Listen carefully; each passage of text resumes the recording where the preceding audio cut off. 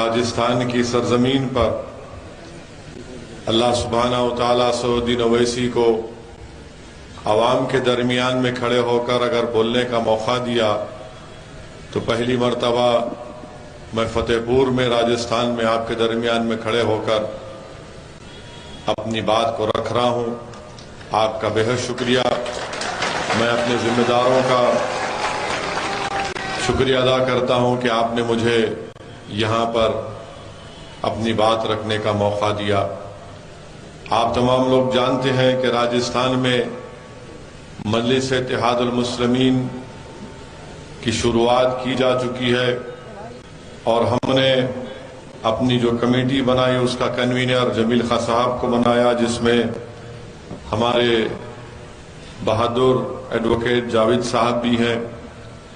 میری آپ تمام سے اپیل یہ ہے کہ آپ اپنی اس پارٹی کو مضبوط کریں۔ ہم کو آپ کی دعاؤں کی ضرورت ہے، ہم کو آپ کی سرپرستی کی ضرورت ہے، ہم کو آپ کی تائید کی ضرورت ہے۔ اس لیے میرے عزیز دوستوں اور بزرگوں، کیونکہ راجستھان میں ایک وکلپ نہیں تھا، یہاں پر ہمیشہ کانگریس اور بی جے پی کے درمیان میں ایک سطح کی کبڈی میچ کھیلی جاتی رہی ہے۔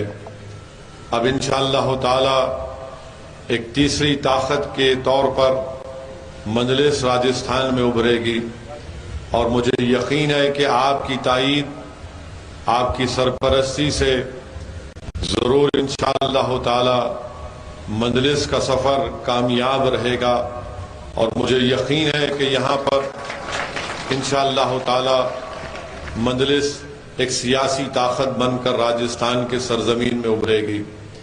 میرے عزیز دوستوں اور بزرگوں، میں یہ بات اس لیے آپ سے عرض کر رہا ہوں کہ آج ہمارے وطن عزیز کی جو سیاست ہے، جو ماحول ہے، اس سے آپ تمام لوگ باخبر بھی ہیں اور اس کو آپ بخوبی جانتے بھی ہیں۔ اور آپ یہ بھی جانتے ہیں کہ جب پچھلے اسمبلی یا ویدھان سبھا کے چناؤ ہوئے تھے تو یہاں پر راجستھان کی جنتا نے کانگریس کو ووٹ دیا اور کانگریس سत्ता میں آئی۔ بھاجپا کے بھی لوگ کامیاب ہوئے، اور اس کے 3 مہینے یا 3.5 مہینے کے بعد جب پارلیمنٹ کے چناؤ ہوئے تو یہاں سے ایک بھی کانگریس کا امیدوار بحیثیت ممبر آف پارلیمنٹ کامیاب نہیں ہو سکا۔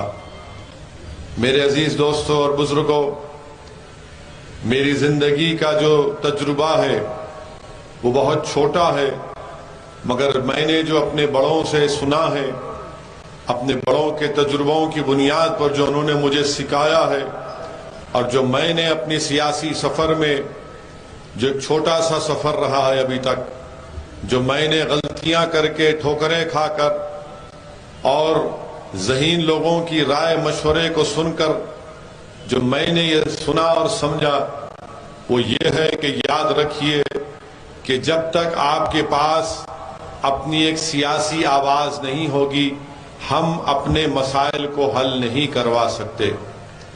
آپ برسوں سے ہم لوگ ووٹ ڈالنے والے بن چکے ہیں، مگر ہم ووٹ لینے والے نہیں بنے ہیں۔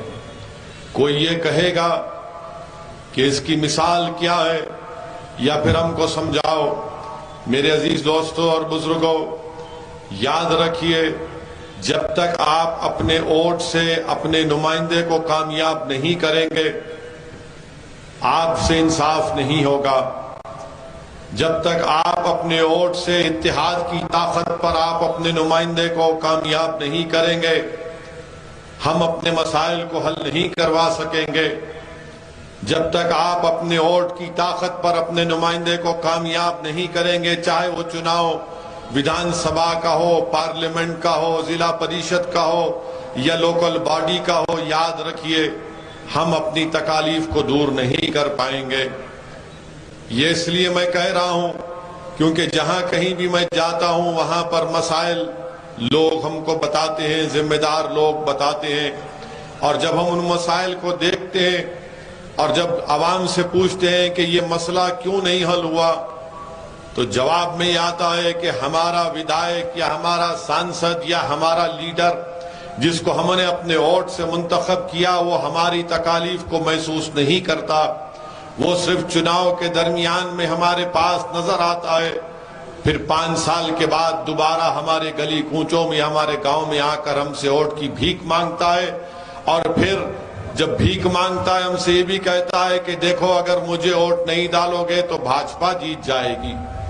میرے عزیز دوستوں اور بزرگوں، ہماری زندگی کا مقصد صرف یہ نہیں ہے کہ ہم صرف ووٹ ڈالتے رہیں، اور جب ہم انصاف کا مطالبہ کریں، جب ہم سمان کی بات کریں، جب ہم حق کی بات کریں تو ہم سے یہ کہا دیا جاتا ہے کہ نہیں تم مسلمان ہو، تم سمان، عزت اور انصاف اور حق کی بات مت کرو، تمہارا کام صرف یہی ہے کہ تم ووٹ ڈال کر بھاجپا کو ہرا دو۔ میرے عزیز دوستوں اور بزرگوں، جس سرزمین سے میں آیا ہوں وہ حیدرآباد اور تلنگانہ ریاست ہے، وہاں پر بھی مجلس اتحاد المسلمین کے صرف 7 MLA ہیں، وہاں پر مسلمانوں کی آبادی قریب 65 لاکھ کے قریب ہے۔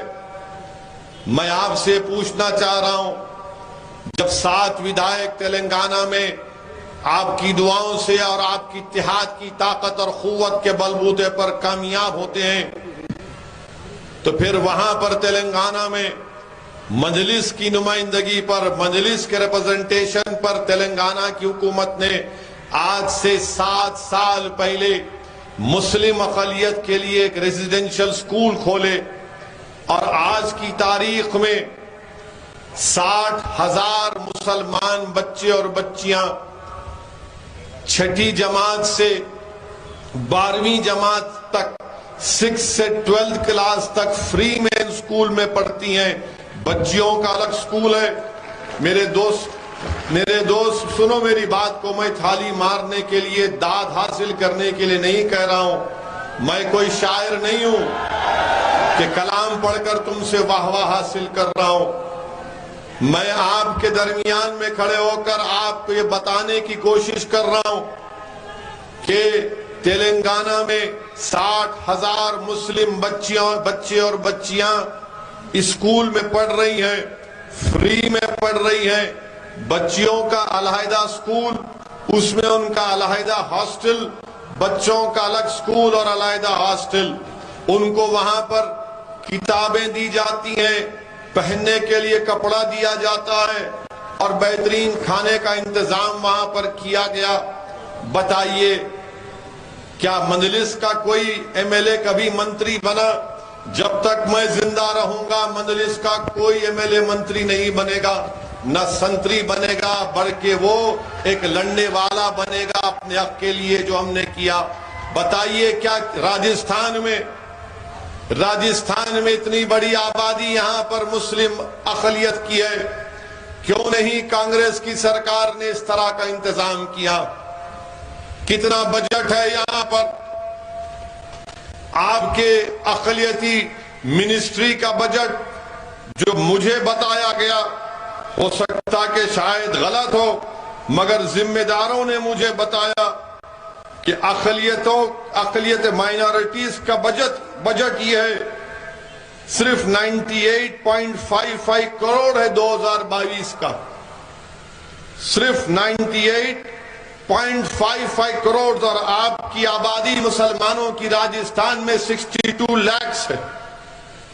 میرے عزیز دوستوں اور بزرگوں، تلنگانہ میں مسلمانوں کی آبادی قریب، میں نے آپ سے کہا کہ 45 لاکھ کے قریب ہے۔ کتنا مائنورٹیز کا بجٹ ہے آپ کو معلوم؟ 1728 کروڑ روپئے، 1728 کروڑ روپئے مائنورٹیز کا بجٹ ہے۔ ٹھیک ہے، اس سال تھوڑا سرکار نے پیسے کم دیے، مانے ریلیز نہیں ہوئے، میں مانتا ہوں اس بات کو، مگر یہ کون سا انصاف ہے کہ آپ یہاں پر صرف 98.55 کروڑ 62 لاکھ کی آبادی، اور تلنگانہ میں 44 لاکھ کی آبادی کے لیے 1728 کروڑ روپئے مائنورٹی کا بجٹ ہے۔ میں پوچھنا چاہتا ہوں میرے عزیز دوستوں اور بزرگوں، میں कांग्रेस के बारे में नहीं कह रहा हूं, मैं आपसे शिकायत करने आया हूं। मैं जानता हूं कि कोई पार्टी इंसाफ नहीं करेगी। यहां पर भी आपके 8 मुस्लिम एमएलए, 8 है ना, 9 मुस्लिम एमएलए हैं, तेलंगाना में 8 हैं, 7 हमारे हैं और 1 टीआरएस पार्टी के हैं। बताइए फिर यहां पर आपको सिर्फ इतना कम बजट क्यों दिया जा रहा है? 98.55 करोड़ 2022 का माइनॉरिटी का बजट क्यों दिया जा रहा है?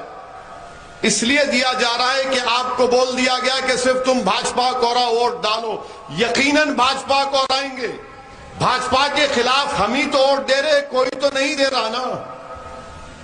अगर मैं हाथ उठाकर पूछूं कि तुमने क्या कभी भाजपा को वोट दिया, तो शायद 2 या 3 लोग हाथ उठाएंगे, बाकी सब कहेंगे कि हमने कभी भाजपा को वोट दिया ना कभी देंगे।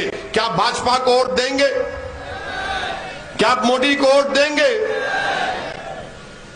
हम भी नहीं देते तेलंगाना में। मगर ये बताइए फिर ये बजट इतना कम क्यों है? बजट कम इसलिए है क्योंकि जो 9 एमएलए जीत कर गए वो बेचारे बेबस हैं, कमजोर हैं, गूंगे हैं, अंधे हैं, बहरे हैं, उनकी आवाज को सुना नहीं जाता। अगर आपका मजलिस का एमएलए जीत कर जाएगा तो लड़ेगा विधानसभा में और बोलेगा ये कौन सा इंसाफ है, ये कौन सा इंसाफ है। याद रखो मेरे अजीज दोस्तों और बुजुर्गों, मेरी जिंदगी का या आपकी जिंदगी का भरोसा नहीं है, मगर याद रखो अगर आप अपने हक के लिए नहीं लड़ेंगे तो कोई आपकी लड़ाई लड़ने वाला नहीं है। याद रखो, अगर तुम रोकर आंसू बहाकर ये समझोगे कि दुनिया तुम पर रहम करेगी, नहीं जालिम और जुल्म करेगा। अगर तुम भीख मांगोगे कि मेरा हक दे दो, तो सरकार में बैठे वाले ये सब लोग बोलेंगे कि देखो ये भिखारी बनकर आया है, इसको कुछ मत दो, कुछ हड्डी फेंक दो। मगर अगर तुम बराबरी के लिए खड़े हो जाओगे, इन इख्तिदार की कुर्सियों पर बैठने वाले चाहे कांग्रेस हो या भाजपा, उनके सामने आंख में आंख मिलाकर कहोगे कि भारत के संविधान के मुताबिक मैं भी बराबर का शहरी हूं, मैं नाइंसाफी को बर्दाश्त नहीं करूंगा, मुझे अपना हक मिलना चाहिए तो हक मिलेगा। अगर आप सिर्फ चीखे मारेंगे, नारे मारेंगे, हक नहीं मिलेगा। आपको हक कैसे मिलेगा मेरे भाई? जब आप सियासी ताकत को पैदा करेंगे, जब आप सियासी नुमाइंदों को अपने जिताएंगे, तभी जाकर तो हम बात कर सकते हैं। मैं आपको और एक मिसाल दे रहा हूं, शायद किसी को पसंद ना आए, मैं तो बदनाम हूं कि जहां कहीं भी ओवैसी भाषण देता है, मेरे दुश्मन कहते हैं कि भड़काऊ भाषण देता है, कोई कहता है कि ये फुला बोलता है। मैं आपको जो कुछ कह रहा हूं सच्चाई को बयान कर रहा हूं, और अगर मेरी सच्चाई किसी को तकलीफ पहुंचाती है तो मुझे उसकी परवाह नहीं है। अल्लाह मुझे जब तक जिंदा रखेगा मैं सच्चाई को बयान करता रहूंगा और बयान करने की कोशिश करता रहूंगा। और सच्चाई ये है मेरे अजीज दोस्तों और बुजुर्गों, मैं हमारे राजस्थान के जाट भाइयों को सलाम करता हूं, मैं उनको सलाम करता हूं, उनकी सियासी शऊर को सलाम करता हूं।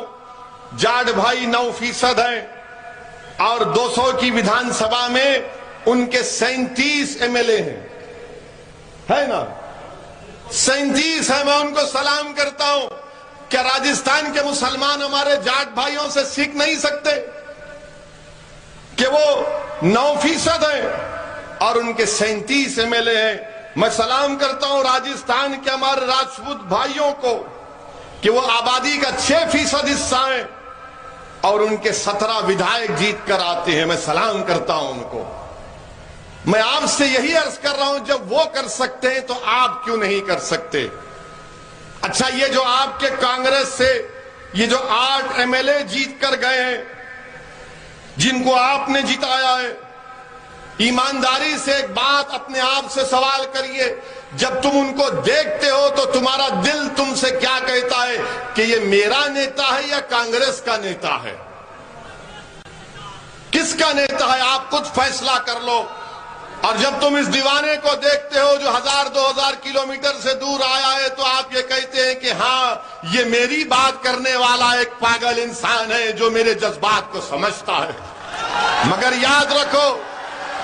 یاد رکھو میری زندگی کب چراغ گل ہو جائے مجھے نہیں معلوم، مگر میں یہ چاہتا ہوں کہ مجھ سے بہتر، مجھ سے قابل، مجھ سے جیالے اس شیخاوتی کی سرزمین پر مجلس کے پیدا ہو جائیں گے تو انشاءاللہ تعالی انصاف کے دور کا آغاز ہو جائے گا۔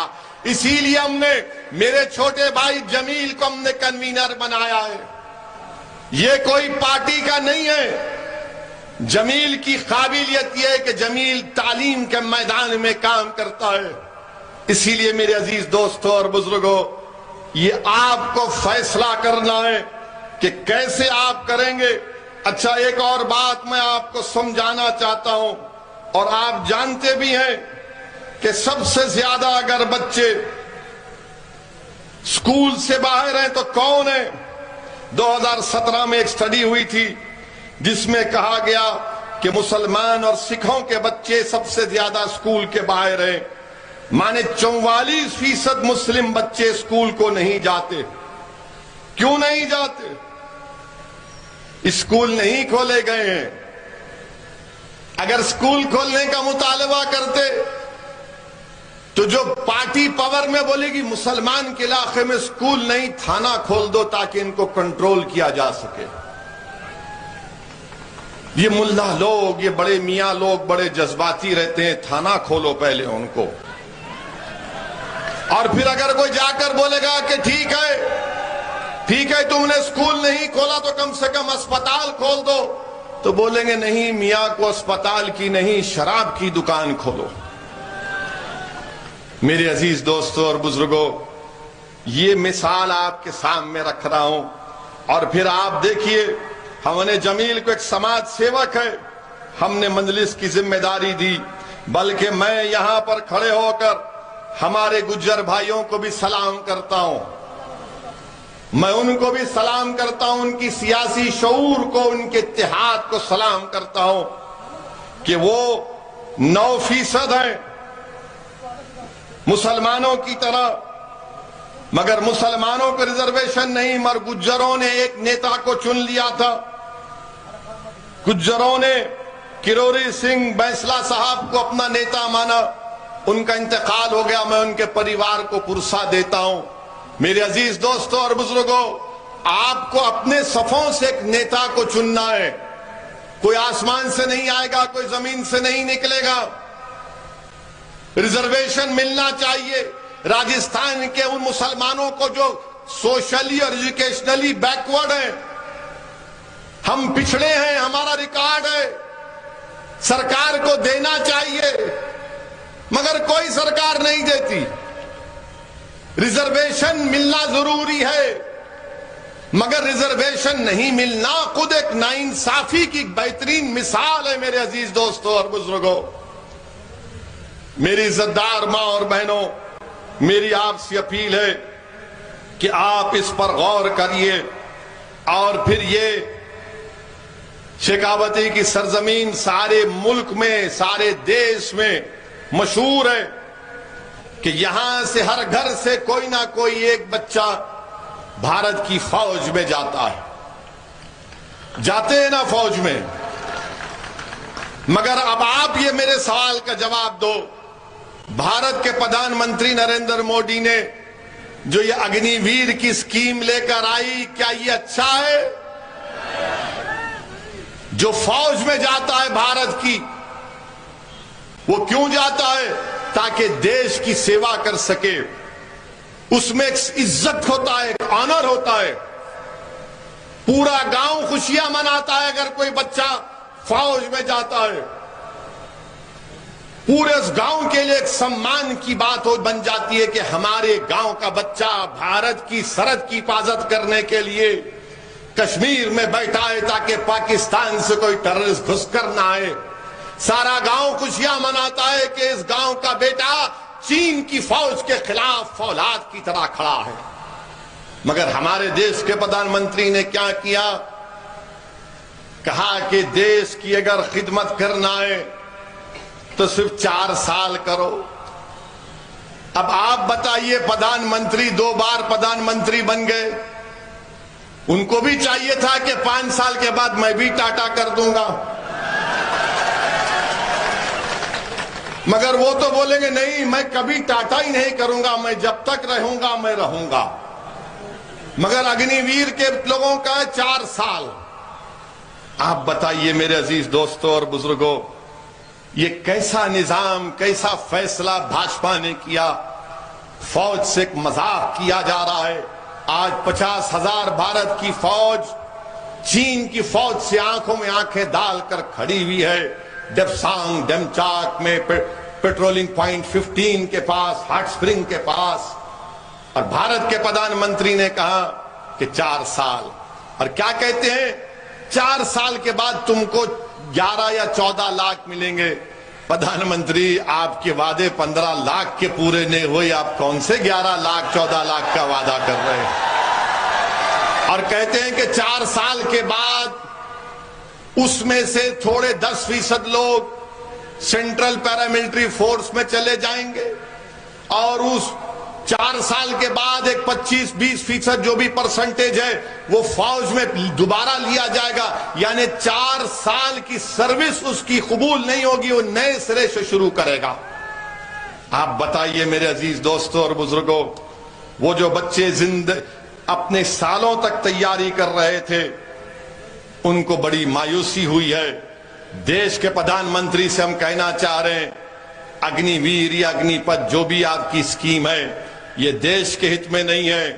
آج پاکستان اور چین مل کر بھارت کو للکار رہے ہیں. ایسے وقت میں یہ اگنی ویر اسکیم کو نہیں لانا چاہیے تھا. اس کو برخاست کرنے کی ضرورت ہے.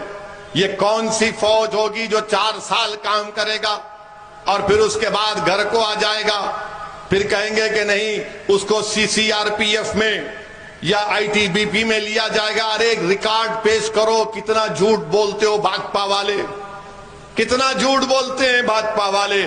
ارے 10% تو کبھی نہیں لیا گیا جو لوگ فوج سے نکل کر سینٹرل پیراملٹری فورس میں جاتے ہیں. میں آج اس سرزمین پر کھڑے ہو کر 31 جولائی 2020 کو جو محسن خان جو شیخاوتی کے تھے, جنہوں نے نوشہرہ کشمیر میں پاکستان کے ٹیررسٹ سے مقابلہ کرتے ہوئے, آتنکوادیوں سے مقابلہ کرتے ہوئے اپنی جان کی عظیم قربانی دی, میں ان کے پریوار کو, ان کے ماں باپ کو سلام کرتا ہوں اور اللہ سے دعا کرتا ہوں کہ اللہ سبحانہ و تعالی محسن خان کے پریوار کو اللہ صبر دے, اور ایسے محسن خان اس سرزمین پر اللہ لاکھوں میں پیدا کر دے جو بھارت کی سرکشا کرتے رہے. میرے عزیز دوستوں اور بزرگوں, ابھی ہم نے سنا کہ نریندر مودی سرکار نے بھارت میں چیتا کو لے کر آئے ہیں, افریقہ سے چیتا کو لائے ہیں.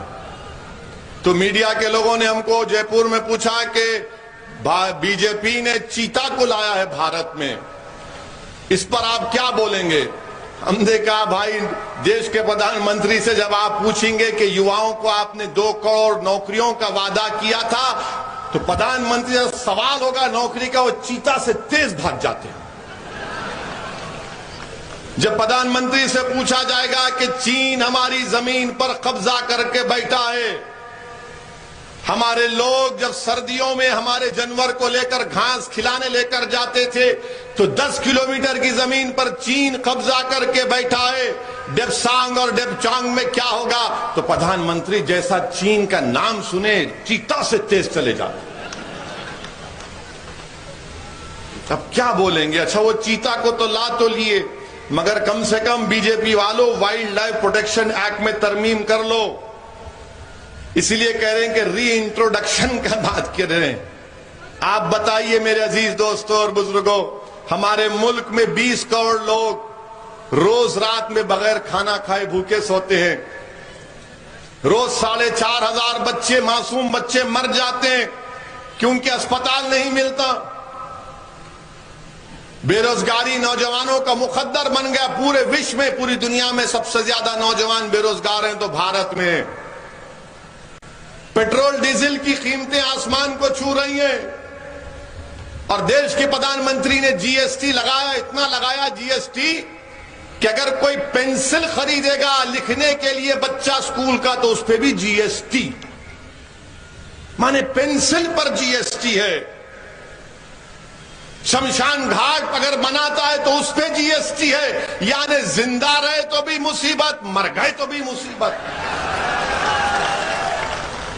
آپ بتائیے، پھر دیش بی جے پی کہتی ہے راشٹرواد کے اوپر کوئی کمپرومائز نہیں کیا جائے گا۔ ارے چین سے آپ کیوں کمپرومائز کر رہے ہیں؟ پھر چین ہماری زمین پر قبضہ کر کے بیٹھا ہے۔ پردھان منتری نے کہا تھا کہ نہ کوئی گھسا ہے نہ کوئی گھسے گا، تو 16 راؤنڈ کی بات چیت کیا بات چیت تھی؟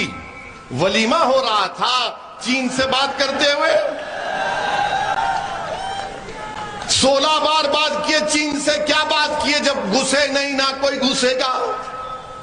میرے عزیز دوستوں اور بزرگوں، آج ہماری بھارت کی اکانومی برباد ہو گئی۔ دیش بی جے پی کے پاس فوج کو پیسہ نہیں ہے دینے کے لیے، اس نے اگنی ویر اگنی پتھ کی اسکیم لے کر آئے۔ اگر پیسہ ہوتا تو یہ 4 سال کی یہ اسکیم نہیں لاتے۔ آپ بتائیے، جو فوج کا سپاہی ایئر فورس آرمی نیوی میں جاتا ہے اس کے لیے ایک بڑی عزت کی بات ہوتی ہے، آج اس کو دیش کے پردھان منتری 4 سال کر دیے۔ میرے عزیز دوستوں اور بزرگوں، دوسری بات آپ سے عرض کرنا چاہ رہا تھا، کیونکہ یہ پہلا جلسہ ہے، آخری نہیں ہوگا، میں دوبارہ آؤں گا انشاءاللہ تعالی۔ کیونکہ جب پہلا جلسہ ہے تو ہمارے ایک بہت بڑے بزرگ ہیں جس کو ہم اپنا شیخ مانتے، انہوں نے مجھ سے کہا، میں نے ان سے پوچھا تھا کہ تقریر کیسی کرنی چاہیے، تو انہوں نے کہا کہ قرآن شریف کا پہلا سورہ سورہ فاتحہ اور آخری سورہ قل اعوذ برب الناس، تو تقریر کا شروعات ایسی ہونا اور ختم ایسی ہونا۔ تو مجھے بات سمجھ میں نہیں ہے، بعد میں ہمارے بزرگوں نے سمجھایا کہ بیٹا تمہارے سر کے اوپر سے گئی اور اس کا مطلب ایسا ہے۔ تو بہرحال میرے عزیز دوستوں اور بزرگوں، آپ سے عرض کر رہے ہیں کہ کانگریس پارٹی تو اب اللہ ہی مالک ہے ان کا۔ مکھیہ منتری کے تعلق سے ان کا کوئی منتری ہے جس نے کہا کہ راجستھان میں صرف 2 نعرے لگیں گے، ایک راجیو گاندھی امر ہے، دوسرا اشوک گہلوٹ فلاں فلاں فلاں۔ یہ کیا بات ہے بھائی؟ اشوک گہلوٹ مکھیہ منتری ہیں، بادشاہ سلامت تو نہیں ہے نا؟ جب ہم نریندر موڈی مرد آباد کے نعرے لگا سکتے ہیں تو اشوک گہلوٹ مرد آباد کے بھی نعرے لگائیں گے؟ جمہوریت ہے مگر ان کا منتری بولتا نہیں لگا سکتے۔ اچھا، ان کا ایک اور منتری بولتا ہے کہ جب میں لڑنے پہ آ جاؤں گا تو کوئی نہیں رہے گا۔ بھائی صاحب، کیا آپ کے پاس مشین گن استعمال کریں گے آپ؟ کانگریس پارٹی تو ماشاءاللہ سرکس بنی ہوئی ہے راجستھان میں۔ بیٹھیے، دیکھ تماشا دیکھیے، ایک سے ایک جوکر ہے یہاں پر، ایک سے ایک ہے ماشاءاللہ سے۔ اچھا، ہم جتنے بار جے پور کو آئے پارٹی کی میٹنگ کرے، اتنے انٹیلیجنس کے لوگ ہمارے پیچھے لگا دیے کہ ایک دن ہم ہوٹل میں تھے تو ہم نے کہا کہ بھائی صاحب اندر بیٹھیے، ٹوائلٹ میں بھی آ کر دیکھیے کیا کرتے ہم۔ نہیں نوکری کرو مگر اتنا ایسا بھی تو مت کرو۔ آج نہ تو ہمارے سسرے ہیں، ہماری شادی ہو چکی ہے، اب تو کوئی دریافتی بھی کرنے کی ضرورت نہیں، ایک کافی ہے ہمارے لیے۔ ہر جگہ کیا ہو رہا ہے، مجلس کیا کر رہی ہے، جمیل کیا کر رہا ہے، ہمارے وکیل صاحب کیا کر رہے ہیں، کوئی بات ہے؟ ارے اپنے گھر کی فکر کرو، اپنے گھر کی فکر کرو۔ اور ہمارے جانے کے بعد کانگریس کے لوگ ضرور بولیں گے آپ کو کہ اویسی آئے تھے یہاں پر، یہ ووٹ کاٹنے کے لیے آئے ہیں۔ میں ان سے پوچھنا چاہ رہا ہوں کہ جب تم کو ستا ملی ویدھان سبھا کے چناؤ کے بعد، جب پارلیمنٹ کے چناؤ ہوئے تو اشوک گہلوٹ کے بیٹے کو الیکشن میں کیوں شکست ہوئی؟ وہ کیوں ہار گئے؟ ہماری وجہ سے ہارے وہ۔ جب مکھیہ منتری کا بیٹا ہار گیا تو کس نے اس کو دھوکہ دیا؟ کس نے دھوکہ دیا ان کو؟ میرے عزیز دوستوں اور بزرگوں، یاد رکھیے، آپ اپنے نمائندوں کو منتخب کریے تاکہ آپ کی لڑائی کوئی لڑ سکے، کوئی آپ کی آواز اٹھا سکے۔ کوئی ہمارے نوجوانوں کو مایوسی سے بچا سکے، کوئی ہمارے نوجوانوں کے حوصلوں کو بلند کر سکے، کوئی ہمارے نوجوانوں کو ان کی منزل دکھائے، کوئی نوجوانوں کو بھارت کی لوکتنتر میں ان کے بھروسے کو اور مضبوط کرے، بھارت کے سمویدھان کی خوبصورتی کو کوئی سمجھائے کہ بھارت کے سمویدھان میں سب برابر ہیں، کوئی بڑا چھوٹا نہیں ہے۔ میرے عزیز دوستوں اور بزرگوں، آپ کے اس یہاں پر ویدھان سبھا میں وقف کی زمین کا ایک بہت بڑا مسئلہ چل رہا ہے۔ وقف کی زمین پر بہت سے لوگ کنٹرول کرتے ہیں۔ اگر آپ یہاں سے مجلس کو مضبوط کریں گے تو انشاءاللہ تعالی وقف کی زمین اس کے واقف کے منشے کے مطابق استعمال کی جائے گی۔ میرے عزیز دوستوں اور بزرگوں، آپ سے اپیل کر رہا ہوں کہ یہ آپ کی پارٹی ہے، اس کو آپ کو اپنی دعاؤں سے، اپنی محنت سے اس کو مضبوط کرنا ہے۔ یاد رکھیے میرے عزیز دوستوں اور بزرگوں، میں خاص کر سے ہمارے بزرگوں سے اپیل کر رہا ہوں، یہ جو لڑائی ہم آج لڑ رہے ہیں یہ ہماری لڑائی نہیں ہے، ہماری زندگی ہو چکی ہے۔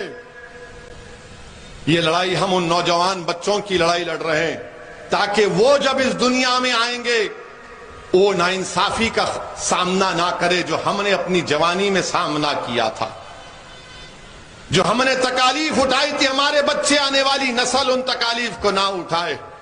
اور اسی وقت ممکن ہوگا میرے بھائی جب آپ اپنی ایک سیاسی طاقت بن کر ابھریں گے۔ آپ کو ڈرنے اور گھبرانے کی ضرورت نہیں ہے، یقیناً بی جے پی کے خلاف ووٹ دینا ہے اور دیتے رہیں گے انشاءاللہ تعالی۔ ہماری گاڑی پر گولیاں چلائی گئی تھی اتر پردیش کے چناؤ میں، اور گولی چلانے والے نے ٹی وی کے انٹرویو میں کیا کہا تھا کہ اویسی بہت زیادہ بولتا ہے نریندر مودی اور یوگی آدتیہ ناتھ کے بارے میں، اسی لیے ہم نے اس کی گاڑی پر گولیاں چلائیں۔ میں آپ کے درمیان میں کھڑے ہو کر کہہ رہا ہوں کہ مسلمان دنیا میں آتا ہے تو ایک ہی مرتبہ مرتا ہے، 2 مرتبہ نہیں مرتا ہے، وہ ایک ہی مرتبہ ہم مرتے ہیں، بار بار نہیں مریں گے، اور اسی وقت مریں گے جب اللہ اس دن کا وقت طے کر لے گا۔ یہ ہمارا ایمان ہے، یہ ہمارا، ہم اس کو مانتے ہیں اس بات کو، جب اللہ طے کرے گا تو موت آئے گی، اور جب موت آئے گی تو جانا ہے نا سب کو، اس دنیا سے کوئی نہیں رہے گا یہاں پر۔ جب اللہ نے ہم کو بھیجایا اس دنیا میں تو ہم جائیں گے واپس اللہ کے پاس، تب جا کر ہمارا حساب کتاب ہوگا، اللہ طے کرے گا، اللہ فیصلہ کرے گا کہ کون رائے برابر نیکی کیا، کون رائے برابر گناہ کیا، اس کا فیصلہ اللہ اپنی عظمت اور اپنی رحمت کے مطابق انشاءاللہ کرے گا۔ میرے عزیز دوستوں اور بزرگوں، اسی لیے آپ سے اپیل کر رہے ہیں کہ مجلس کو مضبوط کریے۔ آپ مجھے مت دیکھیے، جمیل کو مت دیکھیے، اپنے آپ کو دیکھیے۔ کب تک آپ اس نعرے میں چلے جائیں گے کہ نہیں بھاجپا کے خلاف ہی ووٹ دینا ہے تو کچھ بات مت کرو؟ میں آپ سے کہہ رہا ہوں کہ بھاجپا کے خلاف ووٹ دو، مگر تم بھی تو زندہ رہو۔ تم زندہ نہیں رہ کر کانگریس کو، کسی اور کو زندہ رکھ رہے اور اپنے آپ کو تم ختم کر رہے ہو، یہ کون سی زندگی ہے؟ اگر ہم زندہ رہیں گے تو ہم کچھ کر پائیں گے نا۔ سیاست میں زندہ رہنا ہے، اگر ہم زندہ رہیں گے تو نیکی بھی کریں گے یا گناہ بھی کریں گے، جب زندہ نہیں رہیں گے تو نہ کسی کا فائدہ پہنچا سکیں گے نہ کچھ نہیں کریں گے۔ اسی لیے ہم آپ سے اپیل کر رہے ہیں کہ آپ میری ان باتوں کا غور سے کبھی جب گھر جا کر بیٹھے تو اس پر سوچئے۔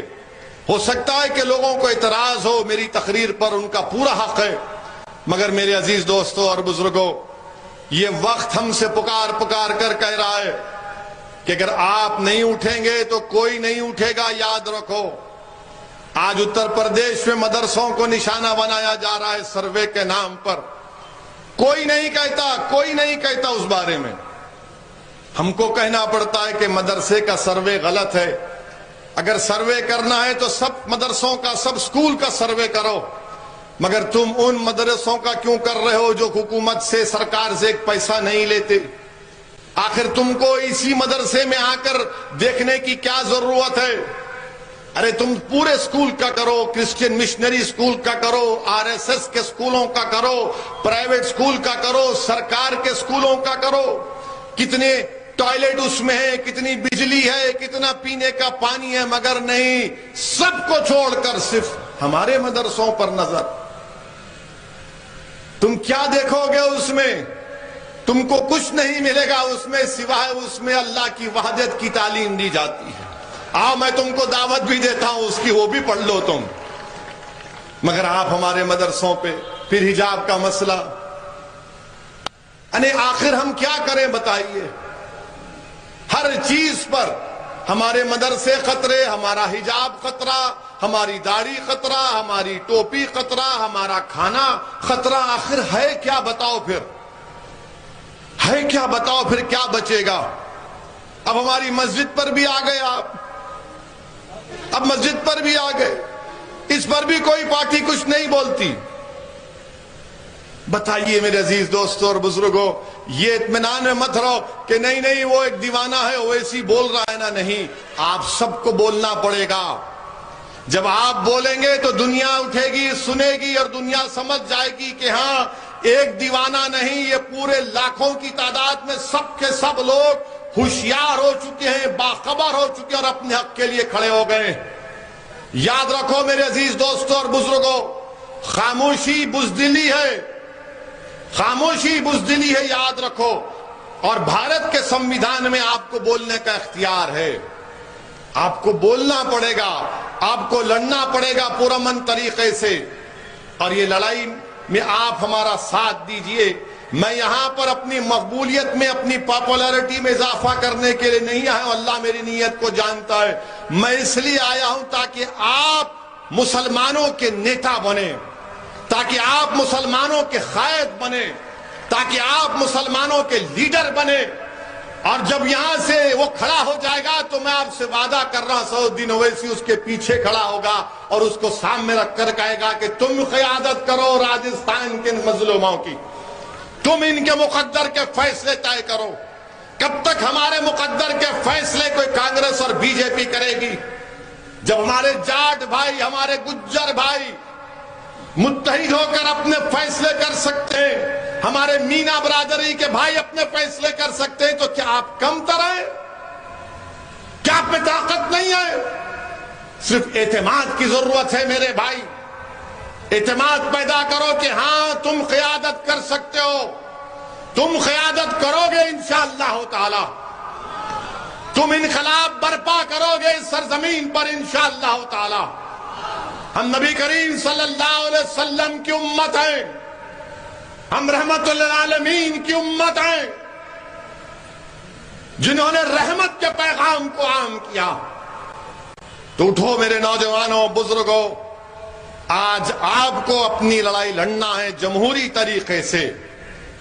یقیناً بی جے پی کو ہرائیں گے، مگر بی جے پی کو ہرانے کا پورا اگر آپ ذمہ داری میرے کھندوں پر مت ڈالو، آپ بھی تھوڑے ذمہ داری اٹھاؤ، آپ بھی ہراؤ بھاجپا کو۔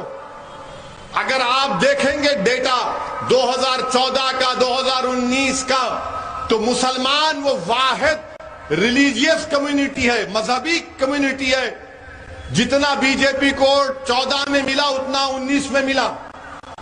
مگر جو دوسرے ہماری برادریاں ہیں، دوسرے ہمارے بھائی ہیں، ان کی کاس میں، ان کی برادری میں مودی کا ووٹ بڑھ گیا۔ اس کا ذمہ دار تو میں نہیں ہوں نا، اس کا ذمہ دار تو میں نہیں ہوں۔ ہم تو بی جے پی کے خلاف کھڑے ہوئے ہیں، ہم آر ایس ایس کے خلاف کھڑے ہوئے اور کھڑے ہوئے رہیں گے انشاءاللہ تعالی۔ مگر وہ جو لوگ جو ہم سے آ کر سیکولرزم کے نام پر ہم کو دھوکہ دیتے ہیں، آپ کا ووٹ کہاں گیا؟ آج گوا میں کانگریس کے 8 ودھائک بی جے پی کے پاس بھاگ گئے۔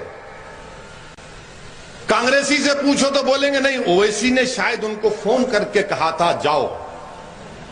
یعنی کچھ بھی ہو جائے، ہم کو بی ٹیم، ہم کو اے ٹیم، کیا کیا گالی دیتے ہیں، ہم تو کہتے ہیں اور گالی دو، اس سے ہم پیچھے ہٹنے والے نہیں ہیں۔ ہم کیا کر رہے ہیں، کیا نہیں کر رہے ہیں، اگر ہم دھوکہ دے رہے ہیں تو بھی اللہ دیکھ رہا، اللہ فیصلہ کرے گا۔ مگر جو ہم پر الزام لگا رہے ہیں، تم بھی تیار ہو جاؤ، یہ دنیا ختم ہوگی، حشر کا میدان ہوگا، جب تم کو جواب دینا پڑے گا جو تم ہم پر الزام لگا رہے ہو۔ مجھے اس کی کوئی فکر نہیں ہے، میری عزت اور ذلت کا فیصلہ اللہ کرنے والا ہے۔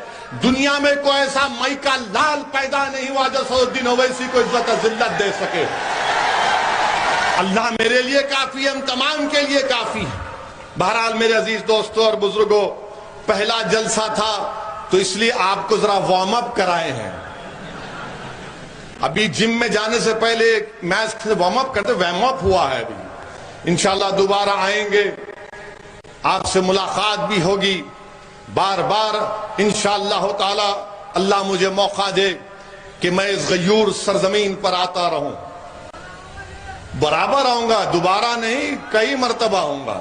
آپ مطمئن رہیے، آپ تھک جائیں گے، اتنا ہوں گا میں انشاءاللہ تعالی۔ میرا کام خالی پھرنا ہے، کیونکہ میری اماں نے مجھے سفر کے مہینے میں پیدا کیا تو میں سفر میں ہی رہتا ہوں۔ آپ مطمئن رہیے، ہمارا کام مقصد ایک ہی ہے کہ آپ متحد رہیں، اپنے اختلافات کو کم کریں۔ اختلاف ہو سکتا ہے، مگر اختلاف اگر ہے تو اس میں رحمت کو تلاش کریں، مگر متحد رہیے۔ اور میں آپ سے پھر سے اپیل کر رہا ہوں کہ آپ مجلس کی سرپرستی کریے، ہم کو گائیڈ کریے، ہمارے بڑے بنیے، ہمارا ہاتھ پکڑ کر ہم کو چلنا سکھائیے، ہم کو راستہ دکھائیے۔